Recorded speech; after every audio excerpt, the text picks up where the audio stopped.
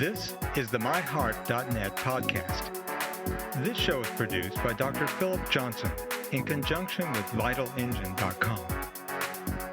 Please welcome your host, Dr. Alain Bouchard, of Cardiology Specialist of Birmingham, Alabama, at St. Vincent's Medical Center, part of Ascension.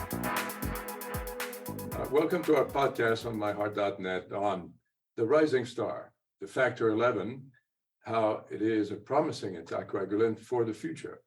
And with us today, we have Dr. Kenneth Mahaffey, a professor of medicine at Stanford University, and also with us, and Dr. Michael Gibson, who's CEO of the Baim Institute for Clinical Research at Harvard. So, gentlemen, thank you very much for participating in this podcast, which should be very interesting for our patients that need blood thinners.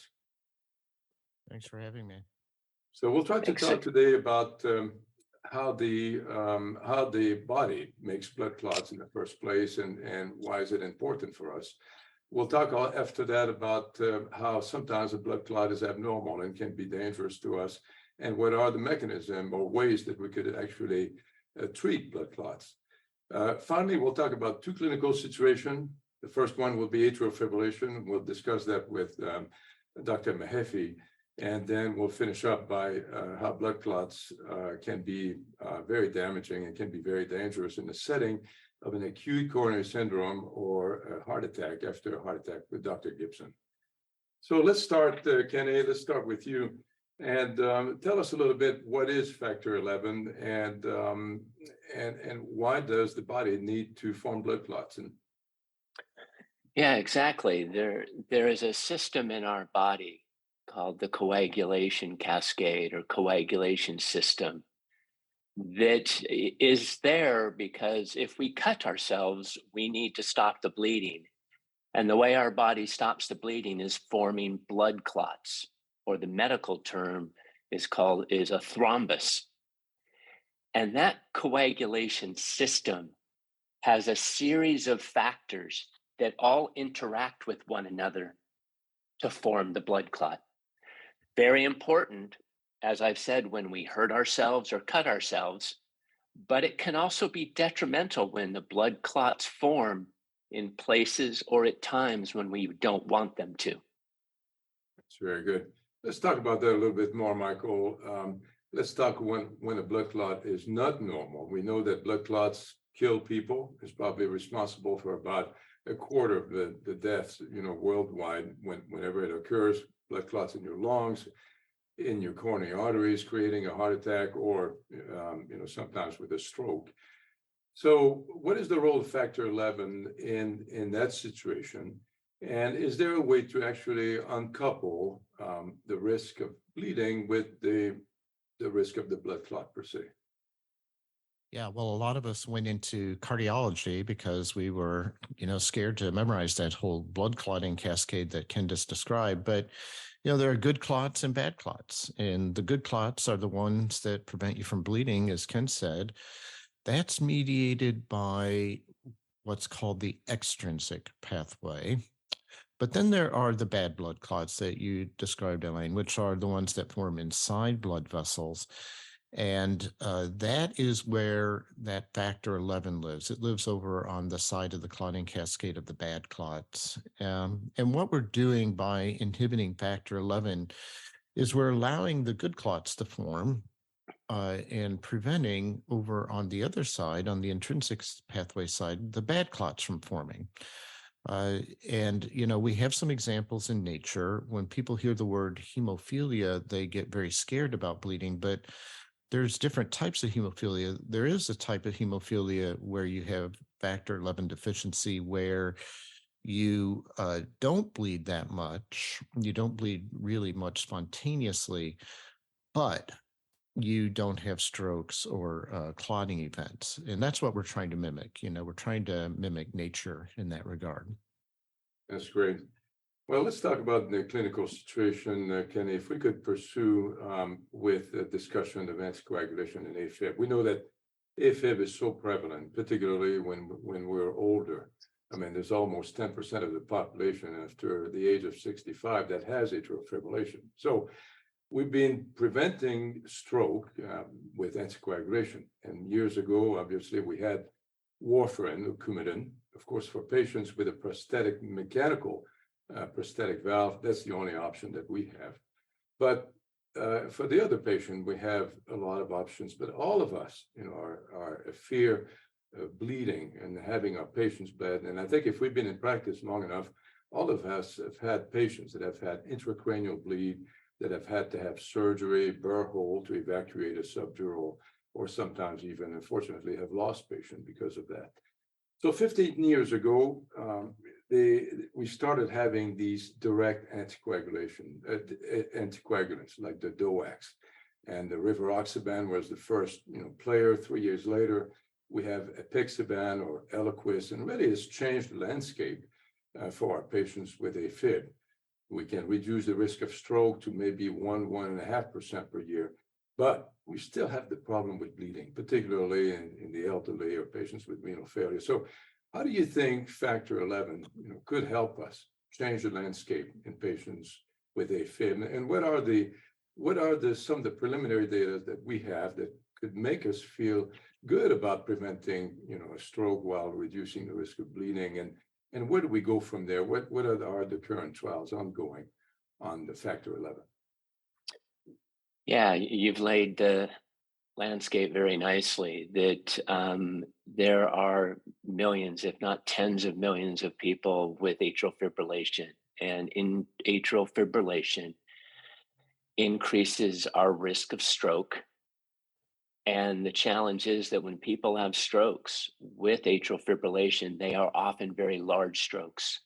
People suffer a lot of consequences neurologically and can often die from those strokes.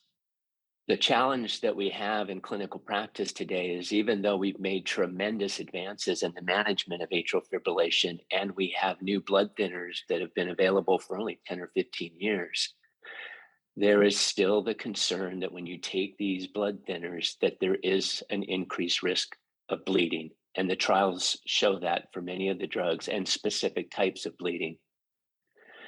Because of this, we often undertreat, both undertreat and by not treating at all, or using lower dosages than were actually studied in the trials.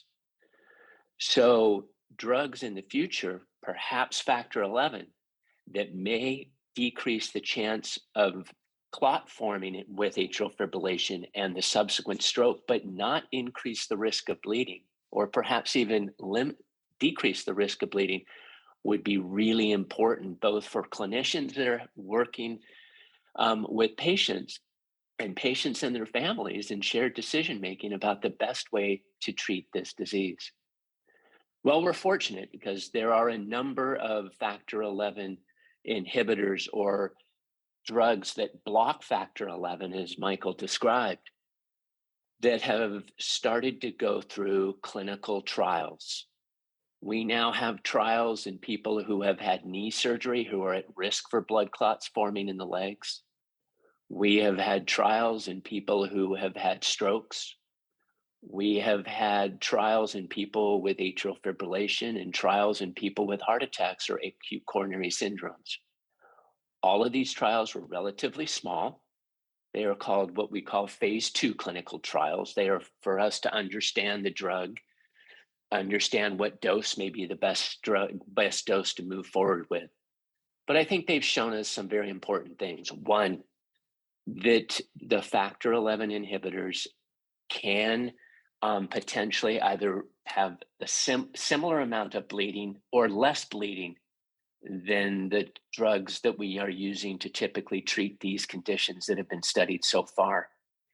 And that there's been no increase in risk of clots, strokes, or heart attacks.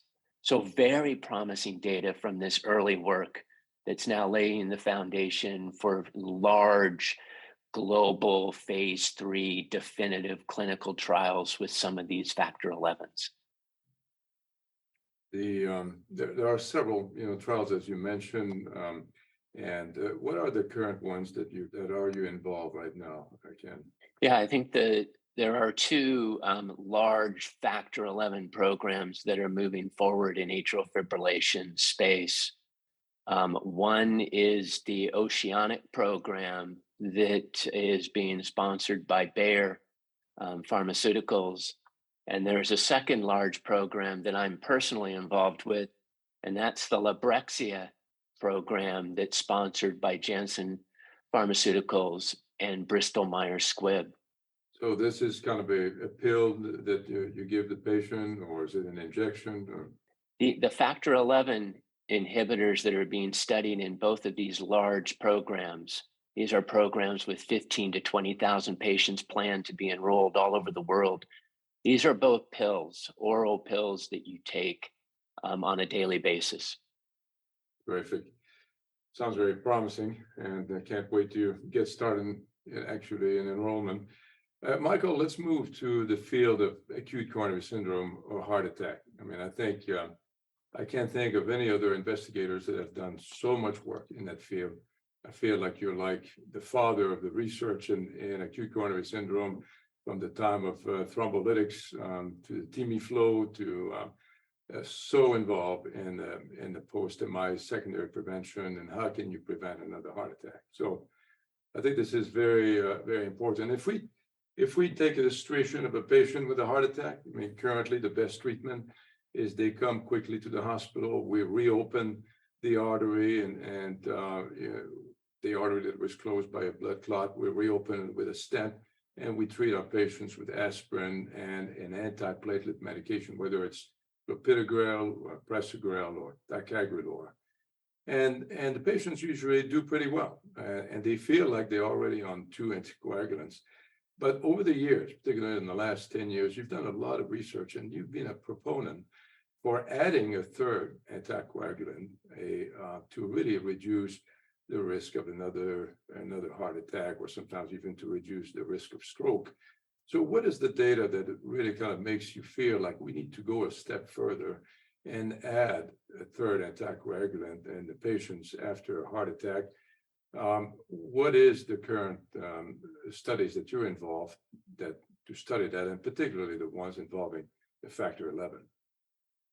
Well, we've made a lot of progress over the years, as you suggest. The problem is people are still having events. And there has been a tendency to want to stop antiplatelet therapy earlier and earlier and earlier. We have newer stents and more aggressive lipid lowering. The platelets kind of calm down a little bit after that acute period. So it kind of makes sense, to back off a bit. On the other hand, what we have really discounted is the importance of thrombin. And thrombin is, those little fibrin strands that float around. They are the connectors in the, between the platelets. Thrombin makes your platelets very angry. It's the most potent agonist to platelets. And ticagrelor, clopidogrel, prasugrel, aspirin, none of them do anything to prevent thrombin from activating your platelets. So while we're doing a great job preventing stent thrombosis, and we're all very happy about that as interventional cardiologists, there's a patient attached to the stent, and that patient is at risk of secondary events in other arteries. And we aren't doing a lot for secondary prevention. So thrombin is elevated in these patients. It's elevated for years after the ACS event. I like to say thrombin is the new cholesterol. We do know that those elevated thrombin levels are associated with worse outcomes. So it's a great natural biologic target for chronic therapy. We've done this 4 times now. We've done it in Atlas 1, Atlas 2, Compass, with Vorapaxar in another mechanism. All 4 studies have shown a reduction in the primary endpoint, including reductions in mortality when you reduce thrombin generation. So it seems like a viable target.